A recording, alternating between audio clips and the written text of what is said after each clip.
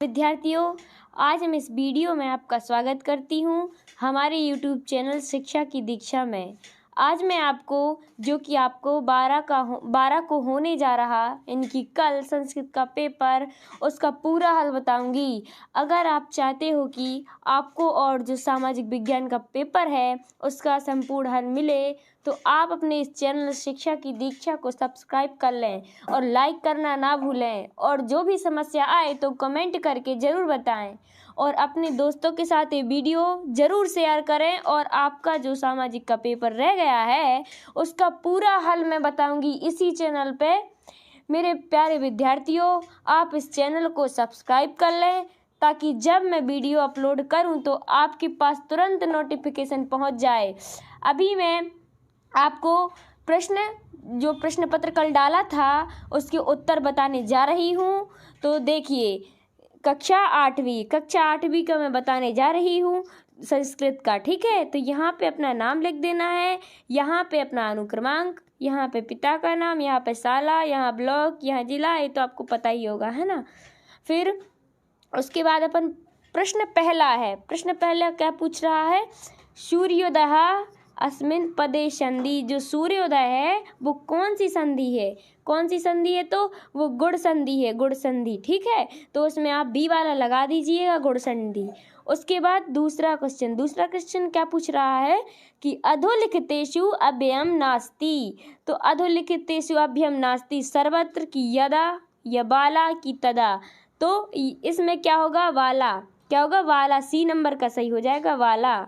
फिर उसके बाद तीसरे क्वेश्चन में क्या पूछा है, लिखित्वा अस्मिन् पदे प्रत्यय अस्ति। तो इसमें क्या आ जाएगा, ल्यप आ जाएगा, तुमुन कित्वा क्या आ जाएगा। इसमें सही आंसर क्या है, डी क्या है, कित्वा। तो उसमें आप डी लगा दीजिएगा। उसके बाद अपन लोग आते हैं चौथे प्रश्न में क्या पूछा है कि प्राचार्य अस्मिन् पदे उपसर्ग। प्राचार्य में क्या उपसर्ग है, तो प्राचार्य में प्र उपसर्ग है। तो इसमें बी नंबर का आंसर आ जाएगा, प्रा। ठीक है, उसके बाद अपन आते हैं पांचवें क्वेश्चन में पूछा गया है कि 16 इत्यस्य संस्कृत संख्या अस्ति। जो ये 16 दिया गया है इसको संस्कृत भाषा में क्या बोलते हैं, टिक करना है। ठीक है, तो क्या बोलते हैं, षोडश। इसमें ए नंबर का सही हो जाएगा, षोडश। क्या बोलते हैं इसको, षोडश। ठीक है, उसके बाद अपन आते हैं छठवें क्वेश्चन पे। छठवें में क्या पूछा है, संप्रदान कार्य की विभक्ति अस्ति। संप्रदान कार्य की विभक्ति कौन सी विभक्ति है। ठीक है, तो प्रथमा की, द्वितीय, तृतीय, चतुर्थ। तो इसमें आंसर आ जाए चतुर्थ, डी नंबर का सही है। ठीक है, कौन सा है, चतुर्थ। उसके बाद अपन आते हैं सातवें क्वेश्चन पे। सातवें में क्या पूछा है कि पठति इत्यस्मिन् पदे लकार अस्ति। जो पठती है वो कौन सी लकार। ठीक है, तो इसमें आ जाएगा लट लकार, बी नंबर का। कौन सा, बी नंबर का, लट लकार। ठीक है, उसके बाद अपन आते हैं आठवें क्वेश्चन पे। आठवें क्वेश्चन में अश्वा धावती। इसमें बी नंबर का सही आ जाएगा, धावती। ठीक है, तो आप बी नंबर का टिक कर दीजिए इसमें, धावती। उसके बाद अपन लोग आते हैं नौवें क्वेश्चन पे। नौवें में क्या पूछा गया है कि स्वागतम इत्यस्य संधि विच्छेद। स्वागतम है, स्वागतम की संधि विच्छेद करनी है। तो इसमें क्या आ जाएगा, स्वागतम, ये नहीं आएगा। फिर स्वागतम, ये भी नहीं, सही हो जाएगा बी नंबर का, सुधन आगतम। तो आप बी नंबर का लगा दीजिए, सुधन आगतम। ठीक है, फिर 10वें नंबर में क्या पूछा है, पंचमी विभक्ति रूपम अस्ति। तो पंचमी विभक्ति रूपम अस्ति में आ जाएगा वृक्षात। ये वृक्षात पंचमी विभक्ति क्या होगा, वृक्षात। तो आप ए नंबर का लगा दीजिए, वृक्षात। ठीक है, फिर इसके बाद आता है प्रश्न 11वां में क्या पूछा है कि स्वपाठ्य पुस्तकात एक श्लोक लिखत। जो अपनी पुस्तक है ना उसमें से इसमें एक श्लोक लिखना है। तो मैंने यहाँ पे एक श्लोक लिख दिया है, तो आप एक श्लोक लिख लीजिएगा। ठीक है, फिर उसके बाद अपन आते हैं 12वें क्वेश्चन पे। तो 12वें में क्या पूछ रहा है, संधि कुरुत। ये संधि विच्छेद मतलब दी गई है, इसकी लिखना है। जो भी संधि दी गई है उसको लिखना है। ठीक है, तो जैसे सत और धन प्लस जना लिखा है तो इसको मिला के हो जाएगा सज्जन। फिर दूसरे में लिखा है देवधन इंद्रः, तो क्या हो जाएगा देवेंद्र। फिर जगत धन ईश, तो इसकी हो जाएगी संधि विच्छेद जगदीश। ठीक है, ये आप यहाँ से यहाँ तक कर लीजिएगा। उसके बाद हम लोग आते हैं 13वें क्वेश्चन पे। तो 13वें क्वेश्चन में क्या पूछा है कि अधोलिखितानाम अव्यय पदानाम प्रयोग कृत्वा वाक्य निर्माण कुरुत। जो ये अपन को चा अपी खा ये 3 दी गए है ना, खावे वाले में अपी दी गया है और गा वाले में एव दी गया है और का वाले में चा दिया गया है। ठीक है, तो अपन को यहाँ पे एक वाक्य बनाना है, इन सब का प्रयोग करके यहाँ पे एक वाक्य तैयार करनी है। तो जैसे चा का प्रयोग करके अपन ने बना दिया रामः चा लक्ष्मण। ठीक है, फिर उसके बाद अपी का प्रयोग करना है यहाँ पे।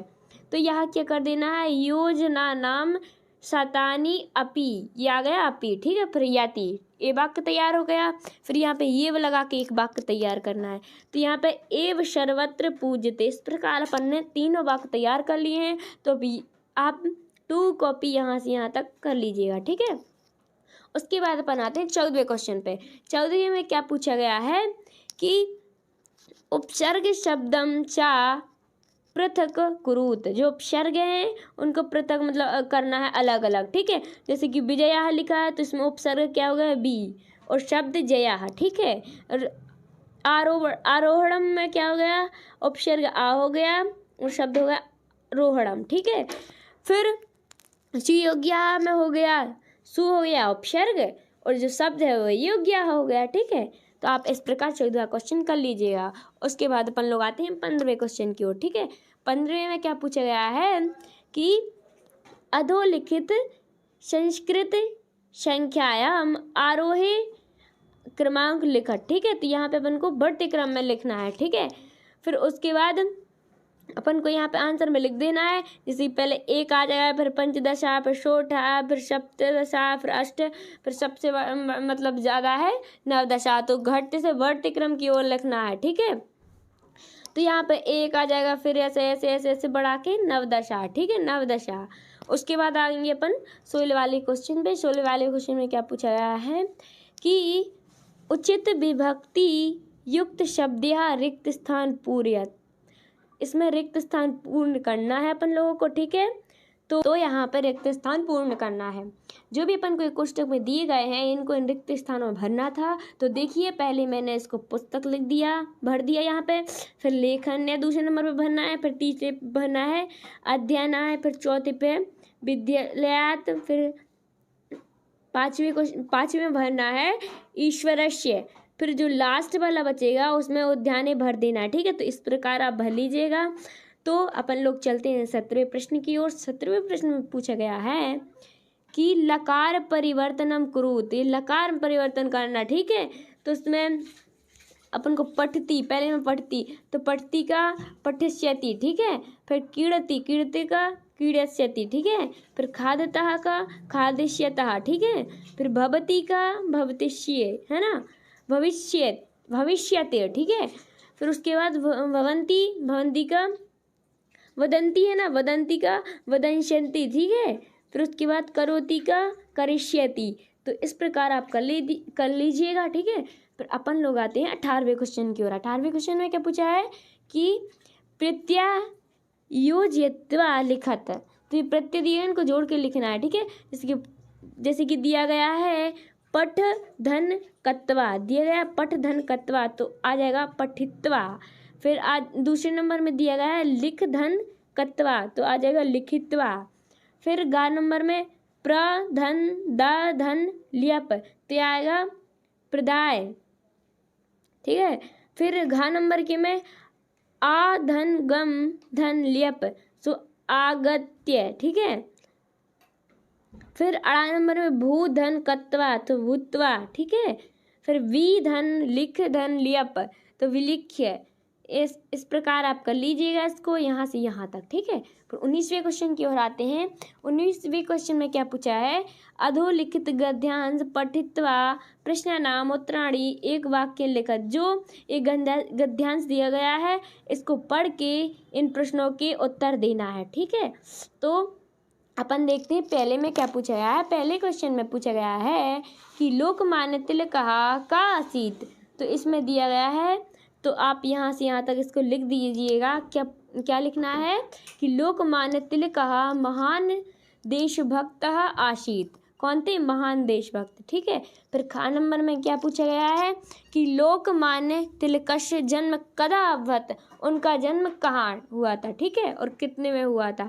तो यहाँ से यहाँ तक लिख देना है कि लोकमान्य तिलकस्य जुलाई मासस्य त्रयोविंशतितमे दिनांक 1856 जन्म अभवत। ठीक है। फिर गा नंबर में क्या पूछा है? तिलकस्य जनकः कीदृश आसीत्, तो इसमें आ जाएगा तिलकस्य जनकः कुशल शिक्षक लेखकः आसीत्। ठीक है। फिर 20वें क्वेश्चन पे आते हैं। 20वें क्वेश्चन में क्या पूछा गया है? इसमें से ढूंढ के अपन को इसमें लिख देना है। ठीक है। तो अधोलिखित पद्यांश पठित्वा प्रश्नानाम उत्तराणि, एक वाक्य के उत्तर इसमें है, तो एक वाक्य इसमें उत्तर लिख देना है। ठीक है। फिर उसके बाद क्या पूछा गया? कीदृश पिता वैरी आसीत्, कीदृश पिता वैरी आसीत्, तो कीदृश पिता वैरी आसीत्, तो आपको इसमें लिख देना है। ठीक है। और खा नंबर में क्या पूछा गया है? हंस मध्य का आसीत् शोभते, हंस मध्य यहाँ बको आ जाएगा, बको या था। ठीक है। फिर यहाँ पे है एन बको न पठितः सा पिता कुत्र न शोभते, कुत्र न शोभते सभा मध्य। ठीक है, सभा मध्य, सभा मध्य। फिर यहाँ पे आ जाएगा बको या था। फिर यहाँ पिता वैरी आसीत्, तो माता शत्रु पिता वैरी आसीत्। ठीक है।